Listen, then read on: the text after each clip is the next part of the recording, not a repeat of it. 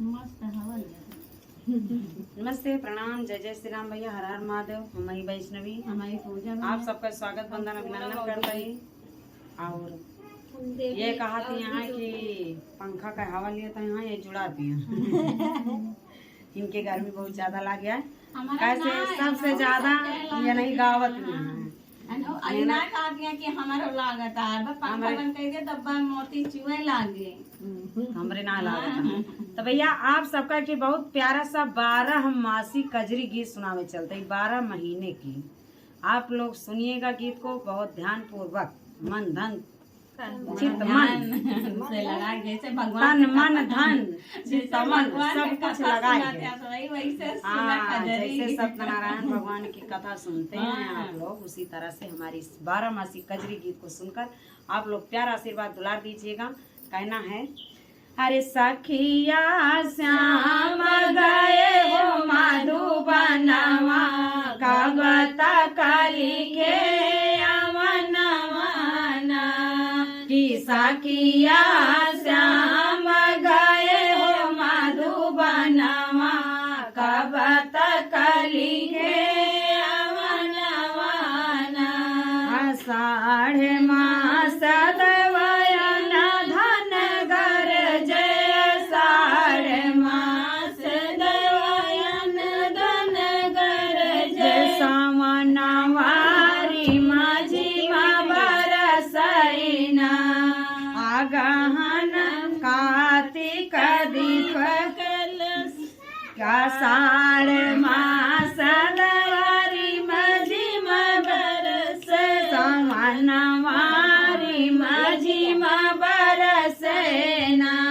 भादौ मास बिजुली बल तड़प, डर मुँह लागई आंगनवाना। भादौ मास बिजुली भल तड़प, डर मोहे लागई आंगनवाना। सखिया श्याम गए हो मधुबनवा, कब तक लिखे अवनवाना। क्वार मास बरखा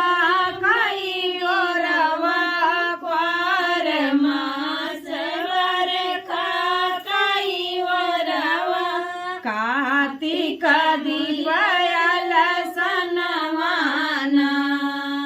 गहन मास हमई नहीं भावे, गहन मास हमई नहीं भावे।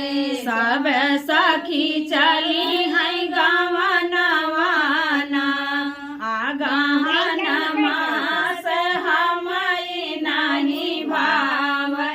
सब सखी चली है गवनवाना।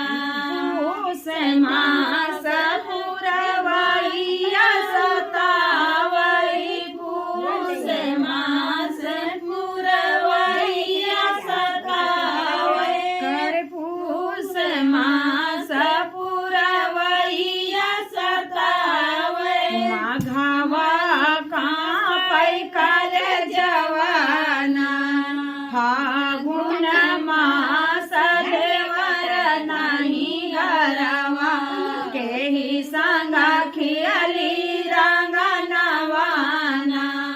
फागुन मास देवर नहीं घरवा, केही संग खियली रंगनवाना।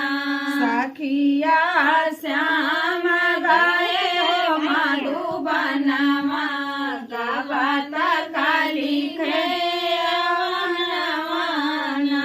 चैत मास बन के सफुलाने, चैत मास बन के सफुलाने। बैसखवा चुहई पसीनवाना, जेठवा बीतल जाए 12 मसिया। हरि जी कई भये निया सवाना, जेठा